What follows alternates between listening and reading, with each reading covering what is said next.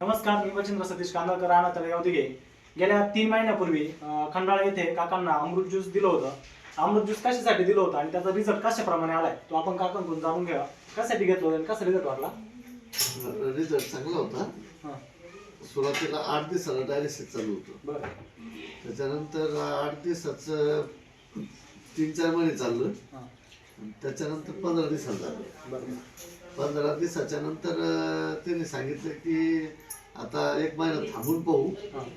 आम्ही 1 महिना थांबल्याच्या नंतर परत 1 महिना थांबल्याच्या नंतर काही गरज पडलीच नाही. आणि त्याच्यानंतर परत 1 तारखेला तपासायला गेलो. तर त्यांनी सांगितलं की आता शक्यता आहे बंदच होईल, काही गरज पडणार नाही आपल्याला, पुढे गरज पडली तर बघू. क्रिएटिन पण कमी होऊन गेलं. क्रिएटिन कमी झाला पहिल्यापेक्षा. अशा प्रकारे छान रिझल्ट काकांना 3 महिन्यामध्ये आलाय. 3 महिने काकांनी तो रेग्युलर कोर्स केला आणि त्याच्यानंतर हा रिझल्ट तुम्हाला दिसतोय. क्रिएटिन म्हणजे डायलिसिस चालू होतं, जे 8 दिवसाला चालू होतं, नंतर 15 दिवसाला झालं. 8 दिवसाला पहिले त्यांना कंटिन्यू संभाजीनगरला कंटिन्यू राहायचं. तर आता ते महिना पण होऊन गेला तरी पण त्यांना गरज नाही पडणार डायलिसिसची.